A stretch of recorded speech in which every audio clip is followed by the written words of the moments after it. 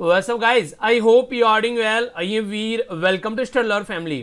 तो कैसे हैं आप लोग? आई होप कि आप लोग अपनी लाइफ को अच्छे से एंजॉय कर रहे हो और अपनी पढ़ाई को सही तरीके से लेकर चल रहे हो और साथ ही साथ अपनी हेल्थ का भी आप लोग ध्यान रख रहे होंगे। और नए सप्ताह की शुरुआत करते हैं एक पूरे नए जोश के साथ में, ताकि पूरे सप्ताह अपने आप को आप लोग जोश में रख सकें और इसी तरीके से अपने दिन को आप लोग अच्छे से एंजॉय किया कीजिए। तो सबसे पहला क्वेश्चन जो यहाँ पर बात कर रहे हैं, ये बात कर रहे हैं शेड्यूल के बारे में। तो यहाँ पर बात की जा रही है, अगर हम लोग को कोई नया राज्य शामिल करना है या फिर भारतीय संघ में किसी को प्रवेश करना है तो कौन सा संशोधन किया जाएगा, कौन से शेड्यूल में संशोधन किया जाएगा, यानी कि अमेंडमेंट किया जाएगा। तो ये है क्वेश्चन। तो किसमें अमेंडमेंट की बात की जा रही है, तो किसमें अमेंडमेंट करना पड़ता है। तो आर्टिकल यहाँ पर बोला गया है, ए में बोला गया 12 शेड्यूल, बी में बोला गया 4 शेड्यूल, सी में बोला गया 3rd शेड्यूल और डी में बोला गया 2nd शेड्यूल। तो अगर आप लोगों को पता है कि सीट के बारे में किस पर्टिकुलर शेड्यूल में है तो आप लोग वैसे भी आंसर दे दोगे। सबसे पहले बात करते हैं, टोटल मिलाकर हमारे संविधान में 12 शेड्यूल है। 12 शेड्यूल में से अगर आप लोग बात करते हैं, स्टार्टिंग में ओरिजिनली 8 शेड्यूल थे, फिर आगे चलकर और भी शेड्यूल ऐड होने यहाँ पर स्टार्ट हो गए। अगर बात करें 2 का, तो आप लोगों को पता ही होगा 73rd और 74th कॉन्स्टिट्यूशन अमेंडमेंट के बारे में आप लोगों ने पढ़ा होगा। तो 73rd यहाँ पर जो 73rd अमेंडमेंट किया गया 1992 में, तब पंचायती राज ऐड किया गया 11वें शेड्यूल में, और 12वें शेड्यूल में आप लोगों को लेटेस्ट जो ऐड किया गया वो 1992 में म्युनिसिपैलिटी ऐड किया गया। ठीक है, तो ये 2 याद रखेगा। अब शेड्यूल के बारे में अगर बात करें तो जैसे यहाँ बात कर रखी है 12 शेड्यूल मैंने आप लोगों को बता दिया। अगर बात करें 3rd शेड्यूल के बारे में, तो 3rd शेड्यूल में ओथ के बारे में बात करते हैं, यानी कि जब यहाँ पर कोई ओथ लेता है तो उसकी बात यहाँ पर की जाती है। अगर बात करें 3rd शेड्यूल के बारे में, ठीक है, तो जैसे आप लोग इसको याद रख सकते हैं कि कबूल कबूल कबूल, 3 बार कबूल कबूल अगर आप लोग बोल दें तो जिस तरीके से यहाँ पर किसी को विवाह करने की बात आती है, ऐसे आप लोग बोल सकते हैं 3rd शेड्यूल में ओथ ली जाती है। ये जस्ट याद रखने की छोटी सी ट्रिक है, आप लोग को पता होना चाहिए। जैसे बात करते हैं 4th शेड्यूल में, तो 4th शेड्यूल आप लोग ऐसे लिखते हैं 4th, ठीक है। तो अगर आप लोग ये यहाँ जो डंडा होता है ये वाला यहाँ से हटा के इस डंडे को अगर आप लोग यहाँ पर लगा देंगे और ये डंडा हट जाएगा, तो इस तरीके से आप लोग देखते हैं तो ये बैठने की आप लोग की चेयर बन गई। तो इसका आप लोग बोल सकते हैं कि 4th शेड्यूल में सीट के बंटवारे के बारे में बात करते हैं। ठीक है, इस तरीके से आप लोग याद रख लीजिए, काफी लंबे समय तक आप लोग याद भी रख पाएंगे और भूलेंगे भी नहीं। ठीक है, 2nd शेड्यूल की जो बात की जा रही है, यहाँ पर अलाउंसेस वगैरह दिए जाते हैं, जैसे कि आप लोग बात करें प्रेसिडेंट, कैग या फिर स्पीकर, तो उनके बारे में बात की जाती है। तो ये 2nd शेड्यूल हो गया। तो सीट का बंटवारा कहां पर है, तो ये 4th शेड्यूल में है। तो 4th शेड्यूल होगा यहाँ पर, जिसमें अमेंडमेंट किया जाएगा कि कहां पर क्या क्या चीजें हम लोग को चेंज करनी है। ठीक है, तो ये कुछ बातें हैं जो आप लोग याद रख सकते हैं, आप लोगों को पता होना चाहिए। बाकी ओरिजिनली 8 शेड्यूल थे। 9वां शेड्यूल जो ऐड किया गया था यहाँ पर, ये फर्स्ट कॉन्स्टिट्यूशन अमेंडमेंट किया गया था जो कि 1951 में। ठीक है, तो यहाँ पर जो बात की जा रही थी कि हाँ ये पर्टिकुलर शेड्यूल एक्ट और रेगुलेशन के लिए होता है, अगर इसमें कुछ डाल दिया जाता था तो इसका मतलब ये है उसको कोई टच नहीं करेगा। ठीक है, तो उसके लिए शेड्यूल बनाया गया था। और ये तो आप लोगों को पता ही है, जो यहाँ पर 10 शेड्यूल है वो कई बार आप लोगों को पढ़ा चुका हूँ, जो एंटी डिफेक्शन लॉ के बारे में बात करता है। वो 52nd यानी कि 52वां संविधान चेंज किया गया था हमारे कॉन्स्टिट्यूशन में, और 1985 में 1985 में उसको ऐड किया गया था। तो ये कुछ बातें हैं जो आप लोग यहाँ पर शेड्यूल्स के बारे में याद रखते हैं। इंपॉर्टेंट क्वेश्चन कई बार बन जाता है। और एक और इंपॉर्टेंट शेड्यूल आप लोग याद रखिए, 7th शेड्यूल। 7th शेड्यूल में आप लोगों को कॉन्करेंट लिस्ट, ये यहाँ पर स्टेट लिस्ट और सेंट्रल लिस्ट नजर आएगी। सेंट्रल लिस्ट, स्टेट लिस्ट और कॉन्करेंट लिस्ट ये आप लोगों को देखने को मिलती है। 8th शेड्यूल में आप लोगों को टोटल 22 लैंग्वेज है हमारे संविधान में, वो देखने को मिलती है। ओरिजिनली ये 14 लैंग्वेज थी। तो ये इतना आप लोग इसके बारे में याद रखिए। इससे आप लोग अगर आप लोग एग्जाम का पेपर उठा के देखेंगे पुराने, तो 5-6 क्वेश्चन आप लोग जो अब तक ये पढ़ाया आप लोगों को इस क्वेश्चन में, इसमें से आप लोगों को जरूर एग्जाम में कोई ना कोई आज पुराने में भी मिल जाएगा पेपर में, और आगे भी फ्यूचर में इससे क्वेश्चन आप लोगों को मिल सकता है। नेक्स्ट क्वेश्चन आप लोगों के सामने यहाँ पर बात कर रहे हैं, ये है यहाँ पर united nation convention to combat desertification, यानी कि जो मरुस्थलीकरण आज के डेट में हो रहा है जमीन का, उसको चेंज करने की बात की जा रही है यूनाइटेड नेशन के द्वारा। बोला गया ये ओनली कन्वेंशन जो आप लोगों को देखने को मिलता है, डायरेक्ट रिकमेंडेशन देता है। तो रियो कॉन्फ्रेंस जो एजेंडा था 2020 वो 22, तो उसका यहाँ पर ये एजेंडा देखने को मिलता है। दूसरी स्टेटमेंट बोला गया कि ये लीगली बाइंडिंग है इंटरनेशनल एग्रीमेंट, और लिंक करता है एनवायरमेंट डेवलपमेंट के साथ में, ताकि सस्टेनेबल डेवलपमेंट हम लोग यहाँ पर कर सकें। करेक्ट स्टेटमेंट क्या है, ए में बोला गया 1 ओनली, बी में बोला गया 2 ओनली, सी में बोला गया बोथ 1 and 2, डी में बोला गया नाइदर 1 नो 2। तो सही आंसर यहाँ पर क्या है, A B C F D. सबसे पहले आप लोग जान लीजिए, यहाँ पर ये बात की जा रही है united nation convention to combat desertification. तो यहाँ पर जिसको आप लोग UNCCD भी बोलते हैं, तो ये जो स्टैब्लिश किया गया था, इनके ड्राफ्ट किया गया था, ये 17 जून 1994 में इसको स्टार्ट किया गया था। और उसके बाद में ये जो साइन किया गया था, ये 14 अक्टूबर 1994 में इसको साइन किया गया था। और इसको बोन कन्वेंशन के नाम से भी जाना जाता है। रीजन क्या है, रीजन इसका ये है क्योंकि बोन BONN ये जर्मनी की एक सिटी है जहां पर ये कन्वेंशन देखने को मिला, और इसके बेस पर बात की गई कैसे सिचुएशन को हैंडल करना है। टोटल मिलाकर यहां पर 197 आज के डेट में इसके मेंबर हैं। आप लोगों को 196 मेंबर देखने को मिलेंगे, प्लस यूरोपियन यूनियन अलग से यहां पर ऐड है। ठीक है, तो इसके बारे में आप लोग याद रखते हैं। बोन कन्वेंशन के नाम से भी आप लोगों से पूछा जा सकता है। ये जो कन्वेंशन है, ये डायरेक्ट रिकमेंडेशन जो यहां पर देखने को मिला, ये जो कॉन्फ्रेंस 21 थी, यहां पर ये कॉन्फ्रेंस 22 दे रखी है, गलत है। ये कॉन्फ्रेंस एजेंडा 21 था, जो कि फ्रांस में देखने को मिला 1994 में। तो वहां से इसको फोकस करके चला जा रहा है, ताकि जो डेजर्टिफिकेशन है उसको कम किया जा सके और सस्टेनेबल डेवलपमेंट की बात यहां पर की जा सके। यानी कि कहने का मतलब यहां पर ये इन्वायरमेंट को ध्यान में रखकर आप लोगों को डेवलपमेंट करना है। ऐसा नहीं है कि इन्वायरमेंट को बर्बाद कर आप लोगों को डेवलपमेंट करना है। ठीक है, तो आंसर क्या हो गया इसका? आंसर हो गया यहां पर बी, सेकंड सही है और फर्स्ट स्टेटमेंट यहां पर गलत हो गई। तो ये कुछ बातें हैं जिसके बारे में आप लोग याद रख सकते हैं। और आखिर ये आप लोगों को क्वेश्चन इतना डिटेल में क्यों पढ़ा है, क्यों इसलिए न्यूज में क्यों है ये?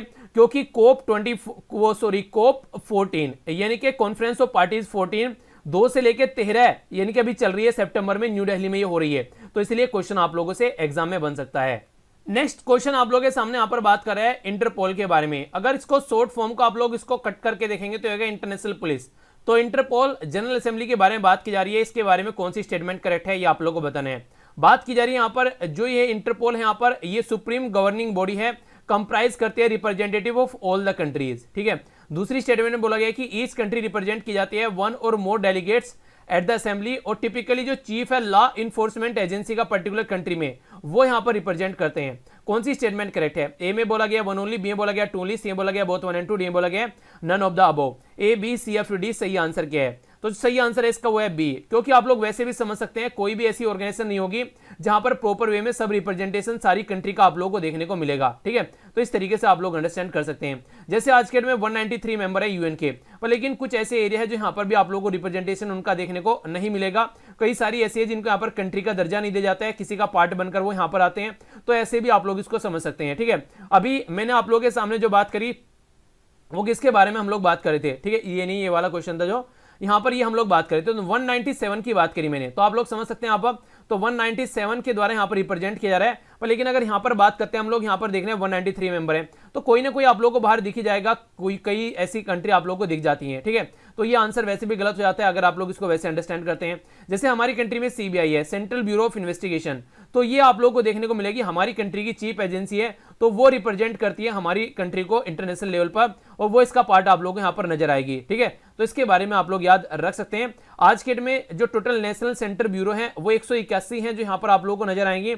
इंटरपोल असेंबली, इसका जो हेडक्वार्टर है वो फ्रांस में लियोन में आप लोगों को देखने को मिलेगा, और किम जोंग यांग YANG ये आज के डेट में इसके प्रेसिडेंट है। ठीक है, तो ये कुछ बातें हैं जो आप लोग इसके बारे में याद रख सकते हैं। फाउंड की गई थी ये 1923 में, यानी कि 1923, लगभग 96 ईयर यहां पर कंप्लीट हो चुके हैं। इसका मोटो क्या है? यहां पर मोटो बेसिकली देखने को मिलेगा connecting people for safe world, यानी कि वर्ल्ड को सेफ बनाने की बात करते हैं ये। ठीक है, तो ये सारी बातें आप लोग इसके बारे में पता होनी चाहिए। आगे बढ़ते हैं। नेक्स्ट क्वेश्चन है आप लोगों के सामने, यहां पर बात कर रहा है AH-64 अपाचे कम्बैट हेलीकॉप्टर के बारे में। ये मैन्युफैक्चर किस कंट्री के द्वारा किया जा रहा है? ठीक है, तो ए में बोला गया यहाँ पर यूएसए, बी में बोला गया रशिया, सी में बोला गया इजराइल, और डी में बोला गया साउथ कोरिया। तो ये BCFD सही आंसर यहाँ पर क्या है?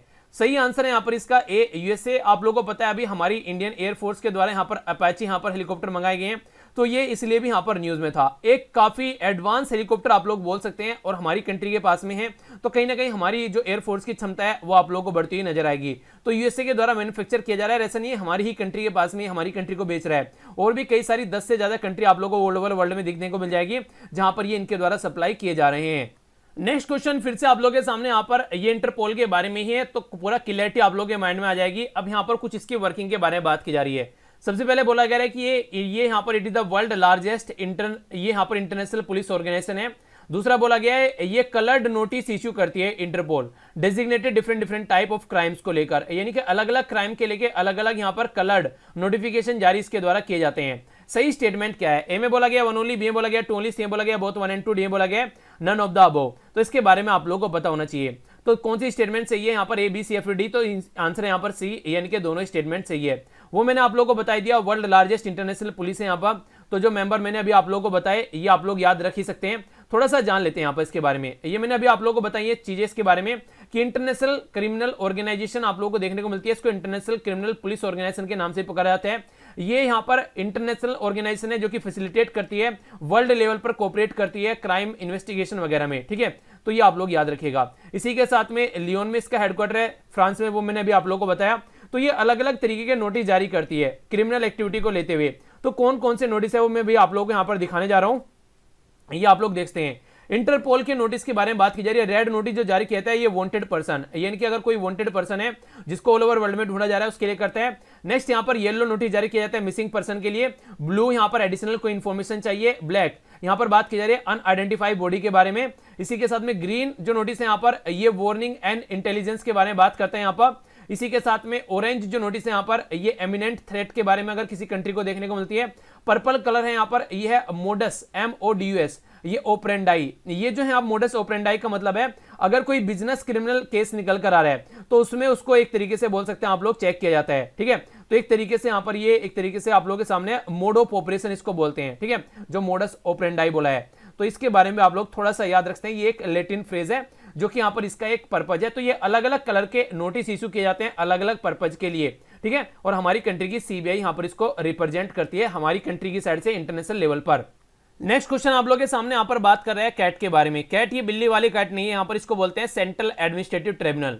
तो ये इसके बारे में कौन सी स्टेटमेंट करेक्ट है ये बताना है। पहला बोला गया जो कैट है यहाँ पर ये जो डिस्प्यूट सुनता है यहाँ पर ये विद रेस्पेक्ट टू रिक्रूटमेंट, अगर यहाँ पर सर्विस कंडीशन जो भी होती है आप लोगों ने सुना होगा कई बार कई सारे जो मैटर होते हैं बोलते हैं वो कैट को भेज दिए गए हैं, ठीक है, कहां पर क्या कंडीशन खराब हो रही है, तो उससे रिलेटेड यहाँ पर ये डिस्कस करता है, ठीक है।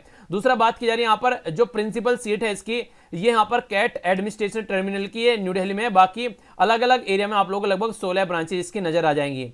इसी के साथ में बोला जा रहा है ये एक एग्जीक्यूटिव बॉडी है जो कि स्टैब्लिश की गई है एग्जीक्यूटिव रिजोल्यूशन के द्वारा। सही आंसर क्या है? ए में बोला गया 1 and 2 ओनली, बी में बोला गया 2 ओनली, सी में बोला गया 1 and 3, डी में बोला गया 2 and 3। A B C F D सही आंसर क्या है? तो इसके बारे में थोड़ा सा डिटेल में जान लेते हैं। आंसर है इसका ए यहाँ पर सही, यानी कि फर्स्ट स्टेटमेंट सही है, 1 और 2 सही है, यहाँ पर थर्ड स्टेटमेंट गलत है। रीजन क्या है? रीजन ये है ये हमारी कंट्री में एक एक्ट के थ्रू बनाया गया यहाँ पर जिसको एडमिनिस्ट्रेटिव ट्रिब्यूनल एक्ट 1985 बोलते हैं। तो सीधा सीधा मतलब हो गया स्टैट्यूटरी बॉडी है, स्टैट्यूट यानी कि लॉ के द्वारा बनाई गई है पार्लियामेंट में पास करके, तो ये एग्जीक्यूटिव बॉडी तो नहीं है, गलत होगी यहाँ पर तीसरी स्टेटमेंट। बाकी अगर बात करें हमारे संविधान में चेंज करके कॉन्स्टिट्यूशन अमेंडमेंट कर तो यहाँ पर आर्टिकल 320 ये 320A, ठीक है, 320A, तो यहाँ पर ये 320A यहाँ पर 42nd कॉन्स्टिट्यूशन अमेंडमेंट करके ये ऐड किया गया, ठीक है। तो इस तरीके से आप लोग इसको अंडरस्टैंड कर सकते हैं। तो यहाँ पर ये जो इसके थ्रू यहाँ पर कैच स्टैब्लिश किया जाता है तो इसको आप लोग अंडरस्टैंड कर सकते हैं। 1976 की बात की जा रही है। इसी के साथ में जो यहाँ पर कैट है इसकी ब्रांच है न्यू दिल्ली में, बाकी 16 अलग अलग ब्रांच आप लोगों को नजर आएंगी। जो retire chief justice of high court होते हैं उनको यहाँ पर एज ए इसका चेयरमैन अपॉइंट किया जाता है। बाकी सर्विस कंडीशन और ये सारे मैटर इसके द्वारा चुने जाते हैं ताकि सिचुएशन को जल्दी से सुधारा जा सके। देखिए होता क्या है, अगर ये मैटर हम लोग सुप्रीम कोर्ट में जाएंगे लेकर तो वहां पता है 4-4, 5-5 सालों तक 10-10, 20-20 साल तक भी केस पड़े हुए हैं, तो कैसे यहाँ पर सुलझेगा मैटर? तब तक तो बंदा रिटायर हो जाएगा। तो जल्दी से जल्दी सोल्यूशन उसका निकाला जा सके तो उसके लिए यहाँ पर ये कंडीशन देखने को मिलती है। ओके, तो याद रख सकते हैं आंसर यहाँ पर ए हो गया, सेकंड फर्स्ट और सेकंड से थर्ड स्टेटमेंट गलत हो गई। आगे बढ़ता हूं। नेक्स्ट क्वेश्चन आप लोगों के सामने ये पूछा गया है यूपीएससी 2015 में। तो इस क्वेश्चन को आप लोग देखिए, biocarbon fund initiative for sustainable forest landscape ये किसके द्वारा मैनेज किया जाता है ये आप लोग को बताना है। ए में बोला गया है एशियन डेवलपमेंट बैंक, बी में बोला गया इंटरनेशनल मॉनेटरी फंड, सी में बोला गया यूनाइटेड नेशन इन्वायरमेंट प्रोग्राम और डी में बोला गया world bank. A B C F D सही आंसर क्या है आप लोगों के हिसाब से? आंसर है यहाँ पर सही डी। तो इसके बारे में थोड़ा सा जान लेते हैं यहाँ पर। तो यहां पर बोला जा रहा है कि बायोकार्बन फंड इनिशिएटिव है सस्टेनेबल फॉरेस्ट लैंडस्केप के लिए। ये एक मल्टीलेटरल फंड है जो कि डोनर गवर्नमेंट यानी कि यहां पर एक तरीके से डोनेशन दिया जाता है स्वेच्छा से। ऐसा नहीं है कि किसी पर्टिकुलर कंट्री को सप्रेस किया जा रहा है या फिर किसी को बोला जा रहा है कि आप लोग ऐसा करो। तो डोनेशन का यहां पर फंडा ये रहता है जिसको लगता है कि हाँ इस पर्टिकुलर एरिया से कुछ फायदा हो रहा है तो लोग डोनेशन दे देते हैं ताकि वो इनिशिएटिव कंटिन्यू रहे और वो इनिशिएटिव चलता रहे, ठीक है। तो वर्ल्ड बैंक के द्वारा यहां पर ये फंड मैनेज किया जाता है इस पर्टिकुलर पर्पज के लिए, तो इसके बारे में याद रखते हैं। बाकी डिफोरेस्टेशन एंड फॉरेस्ट डिग्रेडेशन की वजह से जो कंडीशन हो रही है उसको सुधारने की कोशिश की जाती है डेवलपिंग कंट्रीज के द्वारा, ठीक है। तो ये भी आप लोग याद रखिएगा। इसके चलते यहां पर फोकस दिया जाता है कैसे हम लोग को प्लानिंग करनी है, क्या पॉलिसी बनानी है, तो इसके बारे में आप लोग आइडिया रख सकते हैं। ओके, आइए अब आगे बढ़ते हैं। नेक्स्ट क्वेश्चन काफी आसान सा है, ये भी 2015 में यूपीएससी में पूछा गया है। अगर आप लोग ढंग से वीडियो को देखकर चल रहे हैं तो आंसर दे पाएंगे। इंडिया किसका मेंबर है ये बोला जा रहा है। पहला बात बोली जा रही है यहाँ पर एशिया पैसिफिक इकोनॉमिक कॉर्पोरेशन, ठीक है। दूसरा बोला गया यहाँ पर association of south east Asian nation. तीसरा बोला गया ईस्ट एशिया समिट। तो सही आंसर क्या है? ए में बोला गया 1 and 2 ओनली, बी में बोला गया 3 ओनली, सी में बोला गया 1, 2 and 3 ओनली, डी में बोला गया India is a member of none of the above यानी किसी का भी मेंबर नहीं है, ये आप लोगों को बताना है। तो जो इसका आंसर है यहाँ पर, इसका आंसर हो गया यहाँ पर बी, यानी कि यहाँ पर तीसरी स्टेटमेंट सही है कि ईस्ट एशिया समिट का पार्ट है ना, तो हम लोग एशिया पैसिफिक इकोनॉमिक कोऑपरेशन का पार्ट है, जो उसमें टोटल मिलाकर 21 मेंबर है। इसमें इंडिया नहीं है, चाइना भी आप लोगों को देखने को मिल जाएगा इसमें, और यूएसए भी देखने को मिल जाएगा। तो टोटल एशिया पैसिफिक रीजन में जो भी कंट्री आती है, खासकर अगर बात करूं पैसिफिक ओशन के आसपास जो भी कंट्री आती हैं, वो सारी कंट्री आप लोग यहां पर देखने को मिल जाएंगी।